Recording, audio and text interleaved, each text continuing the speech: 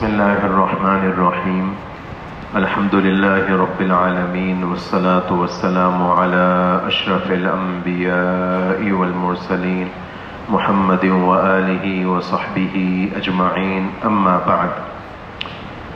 یکم رمضان 1445 ہجری اور پہلا پارہ پورا اور دوسرے پارے کا پہلا پاؤ یہ آج 20 رکعت میں پڑھا گیا۔ اللہ تعالیٰ نے فضل فرمایا کہ ہمیں اتنی زندگی عطا فرما دی کہ رمضان دوبارہ نصیب ہو گیا۔ اللہ کے نبی علیہ الصلاۃ والسلام تو سال تو بڑی بات ہے، جب صبح ہوتی اور سورج کو طلوع ہوتا دیکھتے تو ارشاد فرماتے الحمدللہ الذی اقالنا یومنا ھذا ولم یہلکنا بذنوبنا۔ اللہ تعالیٰ کے لیے تمام تعریف ہے جس نے ایک اور دن ہمیں عطا فرما دیا اور ہمیں ہمارے گناہوں کی پاداش میں ہلاک نہیں کر دیا۔ تو ہر روز اللہ کے نبی یہ امت کو گویا سبق دیتے ہیں، تو یہ تو پورے سال کا معاملہ ہے۔ اللہ نے اپنے کرم سے ہمیں اتنا موقع عطا فرمایا۔ رسول اللہ صلی اللہ علیہ وسلم نے فرمایا خیر الناس من طال عمرہ وحسن عملہ، سب سے بہترین آدمی وہ ہے جس کی زندگی لمبی ہو اور اس طویل عمر میں، لمبی زندگی میں اس کو اچھے عمل کرنے کی توفیق ہو جائے۔ تو یہ ہماری سعادت ہے کہ ہم اس سال کے مرحومین میں نہیں ہیں۔ رمضان اللہ نے ہمیں نصیب فرما دیا، آئندہ سال کس نے دیکھی اللہ کو معلوم۔ اللہ تعالیٰ اپنے کرم سے ہمیں اس کی قدردانی نصیب فرمائے۔ قدردانی میں دو قسم کے امور ہیں، بعض تو حقوق ہیں جس کو آپ ضروری اور واجبات کہہ لیں، اور بعض اضافی چیزیں ہیں۔ ایسا بھی نہ ہو کہ اضافی امور میں ایسا لگے کہ فرض اور واجب اور ضروری امور فوت ہو جائیں۔ تو فرض اور ضروری ایک آدمی کسی کمپنی میں ملازمت کرتا ہے، سیٹھ نے تنخواہ تو دی نہیں اور رمضان کا پیکج دے دیا، تو کیا کہیں گے؟ آپ کا شکریہ، آپ نے رمضان کا راشن کا ہمیں پیکٹ تو دے دیا، لیکن وہ تنخواہ بھی تو دیجیے، کیونکہ تنخواہ تو ہمارا حق ہے۔ یہ تو اضافی چیز ہے، آپ کی مہربانی۔ تو اسی طرح کچھ چیزیں ضروری ہوتی ہیں۔ ضروری چیزیں صرف 3 ہیں۔ اگر ہم 3 باتوں کا اہتمام کر لیں تو یوں کہیے کہ ہمارا رمضان کسی درجے میں وصول ہو جائے گا۔ روزے نمبر 1، نمبر 2 تراویح، اور نمبر 3 دن ہو یا رات اپنے آپ کو گناہوں سے بچانا۔ بس یہ 3 کام کر لیں۔ پھر اضافی کام 2 قسم کے ہو سکتے ہیں، بعض وہ ہیں جس میں مال ہمارا لگے گا، بعض وہ ہیں جس میں ہمارا بدن استعمال ہوگا۔ دونوں ٹھیک ہے، لیکن ایسا معلوم ہوتا ہے کہ رمضان کا جوڑ بدنی عبادت سے ہے، جس میں بدن مشغول ہو اور بدن کو تھوڑی تھکاوٹ لگے۔ مثال کے طور پر اگر ہم نے مال خرچ کر کے افطاریاں کرائیں، بہت اچھی بات ہے، لیکن یہ بھی کوئی کم نہیں ہے۔ واضح بات ہے ہر آدمی تو یہ نیکی سر انجام نہیں دے سکتا۔ بدنی عبادت کیا ہے کہ ہم 4 کاموں میں اضافہ کر لیں۔ 4 کاموں میں کیا کہہ رہا ہوں؟ اضافہ کر لیں۔ غیر رمضان اور رمضان اس میں کچھ فرق ہو جائے۔ وہ 4 کام کیا ہے؟ تلاوت، نمبر 2 ذکر، نمبر 3 لمبی دعا، نمبر 4 نوافل۔ بس یہ 4 کام اور چاروں کا تعلق میرے بدن سے۔ اس میں کیا کر لیں؟ ہم پرانے زمانے کے بزرگوں کی طرح ساری رات جاگ نہیں سکتے، ہم اپنے کام اور نوکری پر نہ جائیں یہ بھی نہیں ہو سکتا، لیکن یہ تو کر سکتے ہیں کہ غیر رمضان اور رمضان میں کچھ فرق کر لیں۔ یہ 4 کام کر لیں۔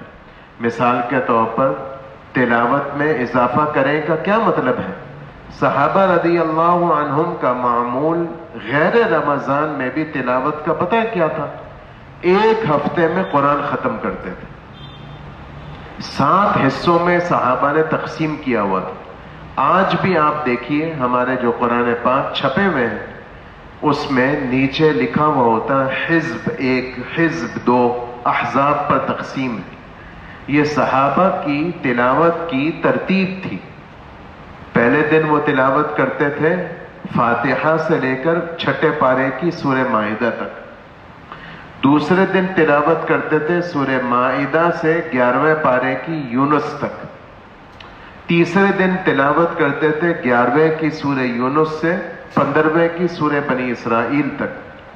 چوتھے دن تلاوت کرتے تھے 15ویں پارے کی بنی اسرائیل سے 19ویں پارے کی سورہ شعراء تک. پانچویں دن 19ویں پارے کی شعراء سے لے کر 23ویں پارے کی والصافات تک. چھٹے دن 23ویں پارے کی والصافات سے لے کر 26ویں پارے کی سورہ قاف تک. اور 7ویں اور آخری دن سورہ قاف سے لے کر والناس ختم قرآن تک. تو ہم یہ رمضان میں، وہ غیر رمضان میں بھی اس کا اہتمام کرتے تھے، ہم رمضان میں اس کا اہتمام کر لیں. اللہ تعالی ہمیں اس کی توفیق دے اور اس کی ہم اللہ سے مدد مانگیں. آج رات سحری میں اللہ سے تہجد میں دعا مانگیں، اے اللہ رمضان کی قدردانی نصیب فرما. اے رسول اللہ صلی اللہ علیہ وسلم نے ایک صحابی کا ہاتھ پکڑا، معاذ رضی اللہ عنہ ان کا نام ہے، اور ہاتھ پکڑ کر فرمایا اے معاذ مجھے تم اچھے لگتے ہو.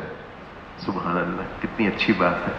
ہم سب دعویٰ کرتے ہیں کہ ہمیں رسول اللہ صلی اللہ علیہ وسلم سے محبت ہے. کیا کہنے ان نصیبے والوں کے جن کو اللہ کا نبی یہ کہے کہ تم مجھے اچھے لگتے ہو. پہلے تو یہ فرمایا، پھر فرمایا میں تمہیں ایک دعا سکھاؤں، کوئی نماز ایسی نہ ہو جس نماز کے بعد تم اللہ سے یہ نہ مانگو اے معاذ تم مجھے بہت اچھے لگتے ہو. محبت کا اظہار کیا، پھر دعا سکھائی، نصیحت کری کہ ہر نماز کے بعد مانگنا. کیا دعا؟ رب اعنی علی ذکرک و شکرک و حسن عبادتک. اے اللہ تو میری مدد کر، توفیق دے اپنے یاد کی، شکر کی اور اچھی طرح عبادت بجا لانے کی. تو یہ میں اس پر آپ کو سنا رہا ہوں کہ اللہ سے مدد طلب کرنا چاہیے، مدد طلب کرنی چاہیے کہ اللہ تعالی ہمیں توفیق دے. یہ تو میں نے استقبال رمضان کے حساب سے بات کرنی. میرے دوستوں، رمضان کا بہت جوڑ ہے قرآن پاک کے ساتھ. اسی لیے آسمانی وحی، آسمانی کتب تمام، قرآن صرف نہیں، تورات، زبور، انجیل اور قرآن پاک بھی سب رمضان میں اترے. اور اسی لیے تراویح ہے، اور اسی لیے رسول اللہ صلی اللہ علیہ وسلم ماہ مبارک میں حضرت جبرائیل کے ساتھ اس قرآن کا دور کیا کرتے تھے. اور جس سال وفات ہوئی اس سال تو 2 مرتبہ دور کی. تو بہت جوڑ ہے. اللہ تعالیٰ اپنے کرم سے ہمارا قرآن کے ساتھ دل لگا دے. معصور دعاؤں میں ایک عجیب دعا آتی ہے، لمبی دعا ہے، مجھے آگے کی بات کرنی ہے لیکن وہ دعا یاد آ گئی. رسول اللہ صلی اللہ علیہ وسلم نے اللہ سے دعا مانگی. آگے کبھی یاد آئے گا تو میں دوبارہ یہ پوری دعا سنا دوں گا، وہ مانگنے سے تعلق رکھتی ہے، لیکن ابھی میں مختصر عرض کر رہا ہوں. اے اللہ تجھے تیری قدرت کا واسطہ، آسمان کا واسطہ، زمین کا واسطہ، پہاڑوں کا واسطہ، سمندر کا واسطہ، تیری قدرت کا واسطہ، رات اور دن کا واسطہ، آسمانی کتابوں کا واسطہ، تیرے نبیوں کا واسطہ، تو قرآن پاک کو میرے لیے باغ و بہار بنا دے. تو مجھے ایسا کر دے کہ قرآن کے بغیر میرا جی نہ لگے. تو اللہ تعالیٰ فضل فرما دے، ہمارا قرآن کے ساتھ دل لگ جائے. یہ جو سلسلہ اللہ نے شروع فرمایا تو اصل میں تو میری اپنی لالچ ہے. اللہ تعالیٰ اس کی برکت سے کچھ پڑھنے کی توفیق دے دیتے ہیں، کچھ قرآن کے مضامین تازہ ہو جاتے ہیں. تو آپ حضرات توجہ سے سنیں گے، آپ حضرات کی توجہ کے بقدر اللہ تعالیٰ زبان سے کہلوائیں گے. ضروری نہیں ہے کہ ہر سال نئی باتیں آپ سنیں؟ واضح بات ہے قرآن تو وہی ہے، تو قرآن تو نہیں بدل رہا۔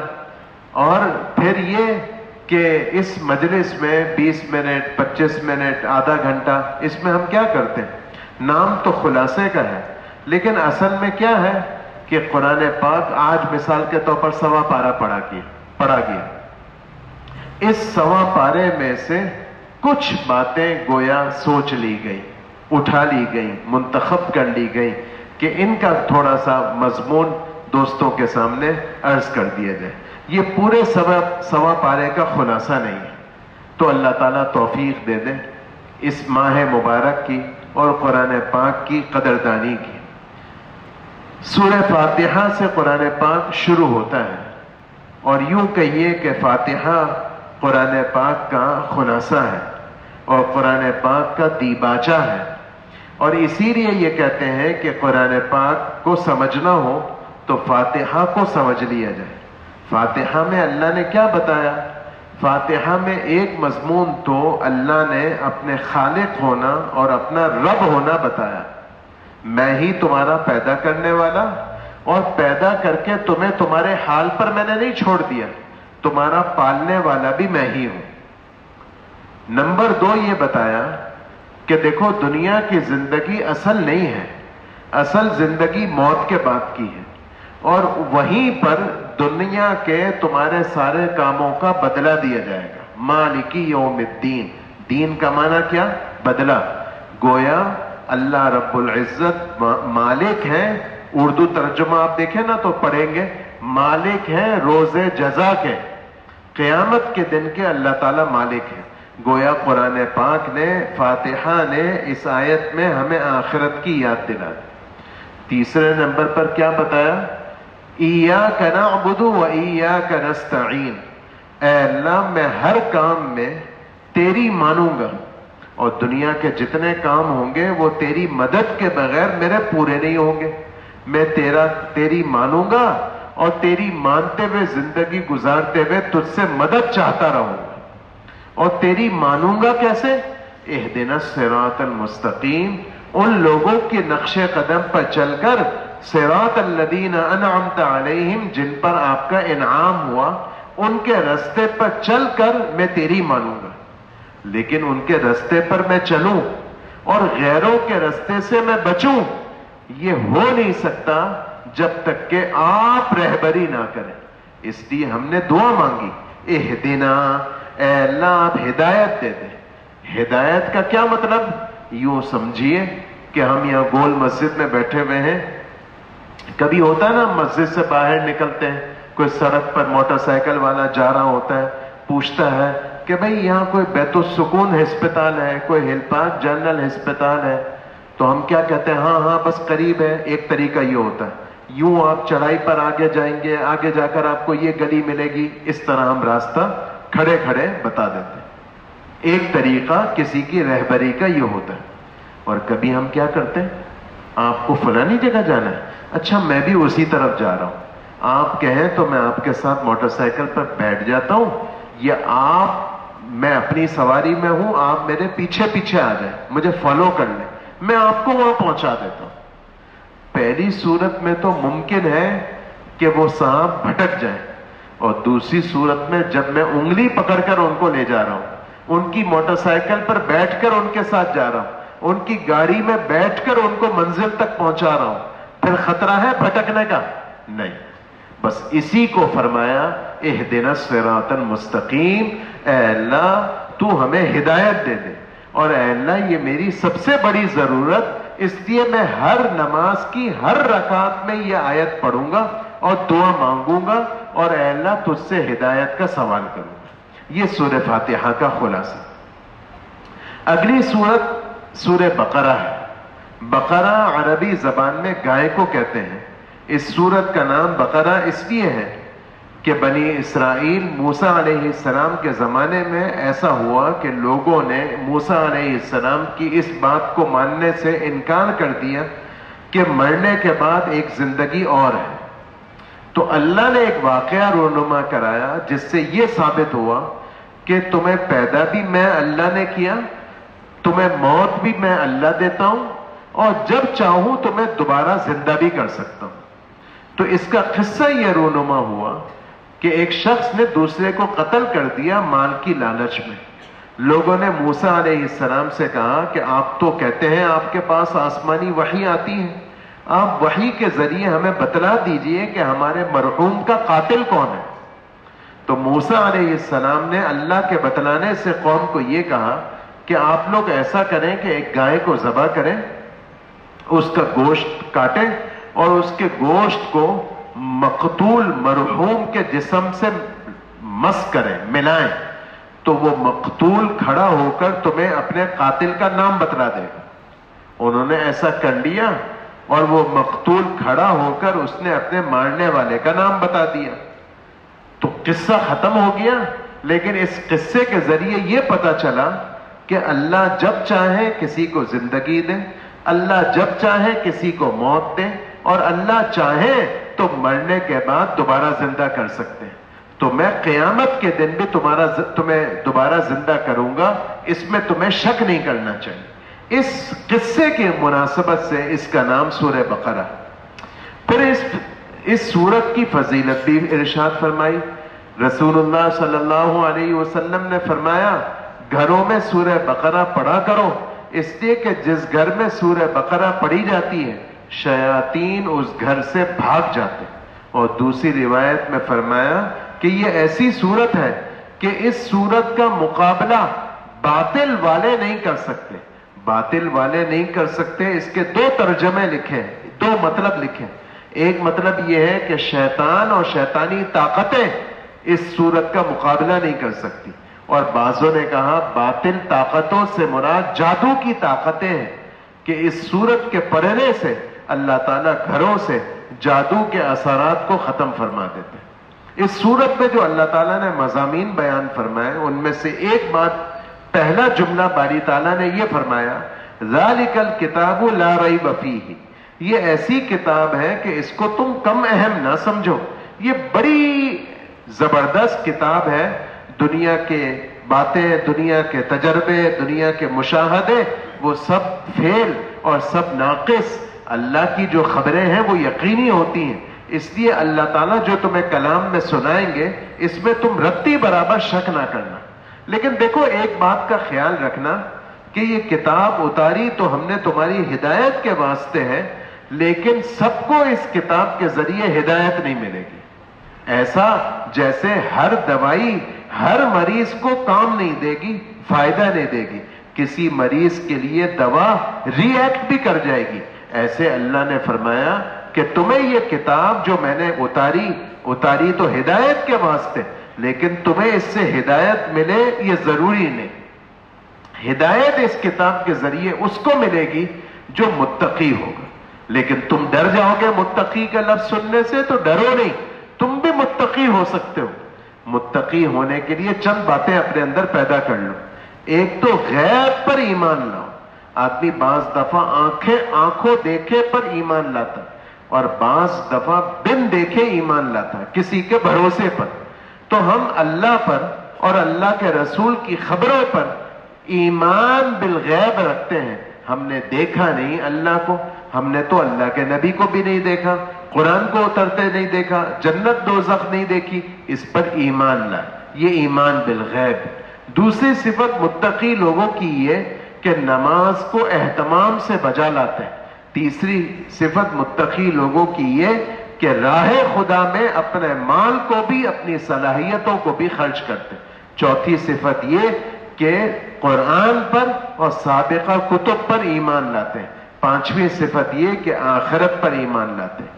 یہ بنیادی باتیں ہیں. اس میں روزے کا ذکر نہیں، حج کا ذکر نہیں، لیکن ہیں یہ بھی فرائض.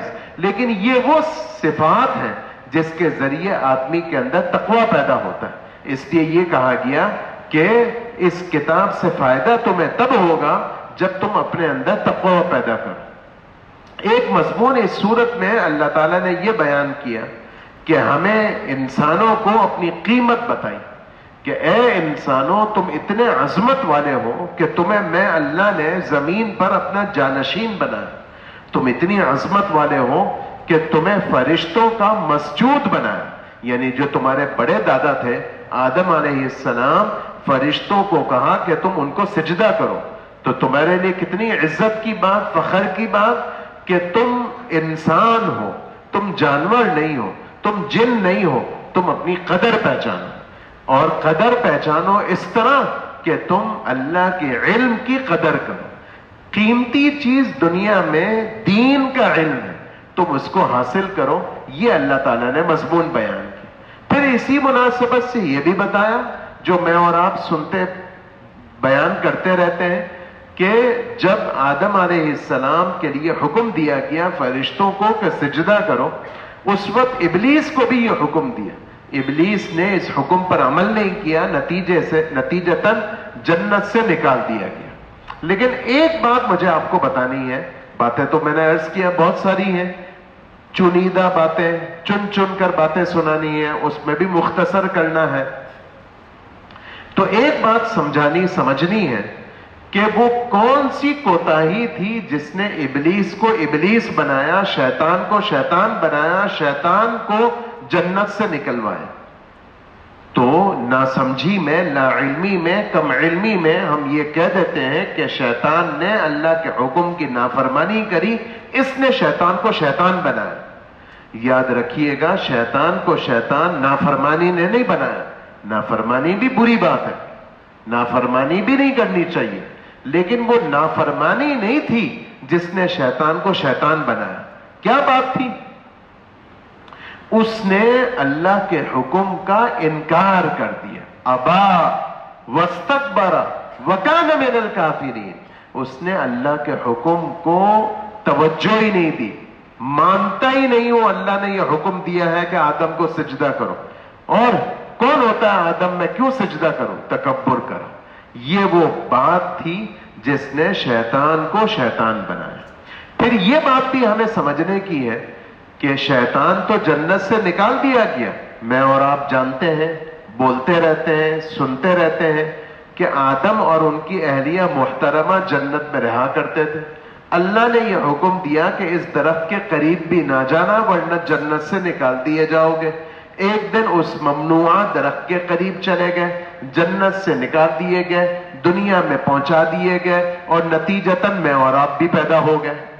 اب دوسری بات سمجھنے کی ہے، ایک تو شیطان والی بات، دوسری یہ کہ آدم علیہ السلام سے ایسا کیا گناہ ہوا جس کی وجہ سے جنت سے نکال دیے گئے۔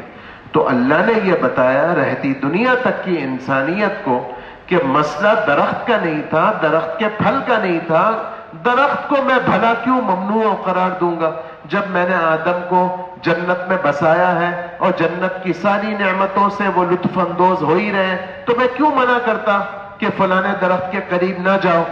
میں نے تو اصل میں اے انسانوں تمہارے لیے ایک سبق مقرر کرنا تھا کہ میرا حکم تمہارے لیے اہم ہے، اور جب تمہیں میرا حکم مل جائے تو یہ سمجھ لینا کہ اس حکم کو پورا کرنا ہے، اس میں عقل نہیں دوہرانا کہ یہ حکم اللہ نے کیوں دیا۔ اور اگر تم میرے حکم کی سرتابی کرو گے تو یہ سمجھ لو جیسے تمہارے بڑے دادا کو جنت سے نکالا گیا، پریشانی ہوئی، تمہیں دنیا میں ہمیشہ پریشانی کا سامنا کرنا پڑے گا اگر تم نے میری باتوں کو عمل نہیں کیا۔ یہ اللہ نے نقطہ سمجھا۔ پھر آدھے پارے تک بنی اسرائیل کا تذکرہ ہے۔ قرآن پاک میں بنی اسرائیل کا تذکرہ بہت کثرت سے، اور اس میں موسیٰ علیہ السلام کا بھی ہے، اور موسیٰ علیہ السلام کے علاوہ دیگر انبیاء بنی اسرائیل کا بھی ہے، لیکن یہاں اب ہم نہیں بیان کرتے، آگے انشاءاللہ جا بجا موسیٰ علیہ السلام کا اور بنی اسرائیل کا تذکرہ آئے گا۔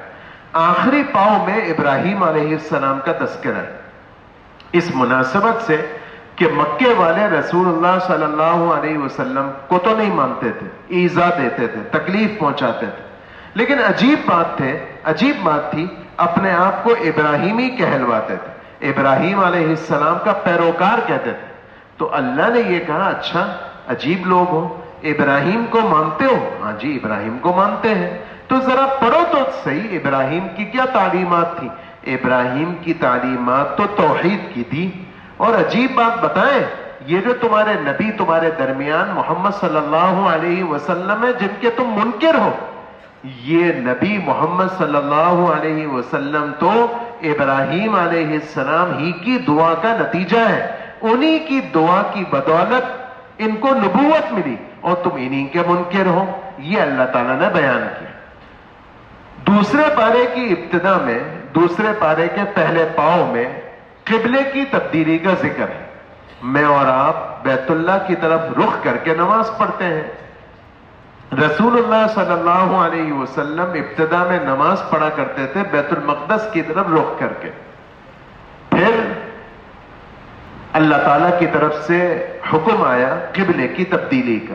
رسول اللہ صلی اللہ علیہ وسلم کی چاہت بھی تھی اور اللہ نے آپ کی چاہت کو پورا کرتے ہوئے قبلے کو بدل دیا. اب بیت اللہ ہمارا قبلہ نہ کہ بیت المقدس. بیت المقدس کی عاصمت اپنی جگہ، لیکن نماز کے اندر ہم رخ کریں گے اب کس کی طرف؟ بیت اللہ کی طرف. یہ تو ایک بات ہو گئی. اب اس سلسلے میں چند باتیں اللہ تعالیٰ نے فرمائی. لوگوں نے کہنا شروع کیا کہ پتہ نہیں کیوں قبلہ بدل دیا. تو اللہ نے کہا دیکھو قبلہ بدلنا اس لیے نہیں ہے کہ اللہ فلانی طرف ہے اور فلانی طرف نہیں ہے. اللہ تو ہر جگہ ہے. تم کسی طرف بھی رخ کرو گے تو اللہ تو سامنے ہے. تو قبلے کا تعین اس لیے نہیں ہے کہ اللہ فلاں جانب ہے فلاں جانب نہیں ہے. نہیں، اللہ تعالیٰ تو ہر جگہ ہے. یہ قبلے کا تعین یہ حکم الہی ہے اور تمہیں ڈسپلن سکھانے کے لیے ہے اور تمہیں یہ پیغام دینے کے لیے ہے کہ تم زندگی میں اپنے رخ کو ٹھیک کرو، جیسے نماز میں تم اپنے رخ کو ٹھیک کر کے نماز پڑھتے ہو. زندگی گزارنے میں اپنے رخ کو ٹھیک کرو، ورنہ رخ نماز میں ادھر ہو کہ ادھر ہو اس سے کوئی فرق نہیں پڑتا. چنانچہ اگلا پاؤ جس کی پہلی آیت کل انشاءاللہ پہلی رکعت میں پڑھی جائے گی، اس کا مضمون یہی ہے کہ نیکی کا تعلق رخ بدلنے سے نہیں ہے، نیکی کا تعلق تو ماننے سے ہے. تمہیں ہم نے ماننے کا حکم دیا. پھر ایک بات اللہ نے دوسرے پارے کی پہلی آیت میں یہ فرمایا کہ یہ جو اعتراض کرنے والے ہیں نا، جو قبلے کی تبدیلی پر اعتراض کرتے ہیں، قرآن نے کہا کہ یہ سب کے سب بے وقوف ہیں. ان کو بے وقوف کہا. گویا ہمیں تسلی دی کہ دیکھو اے مسلمانوں، تمہارے دین پر جو اعتراض کرنے والے ہیں ہر زمانے میں اعتراض کرنے والے رہیں گے. رسول اللہ صلی اللہ علیہ وسلم پر بھی اعتراض ہوا، قبلے کی تبدیلی پر بھی اعتراض ہوا. یہ اعتراض کرنے والے در حقیقت عقل سے پیدل ہیں. تم ان کے اعتراضات سے متاثر ہو کر اپنے دین کو نہیں چھوڑو، تم اپنے دین میں ثابت قدم اور پکے رہنے کی کوشش کرو. یہ چند مضامین سوا پارے کے میں نے آپ کو سنا دی. اللہم صلی علی محمد عبدک و رسولک وصلی علی المؤمنین والمؤمنات والمسلمین والمسلمات. اللہم انا نسألک رضاک والجنہ ونعوذ بک من غضبک والنار برحمتک یا ارحم الراحمین.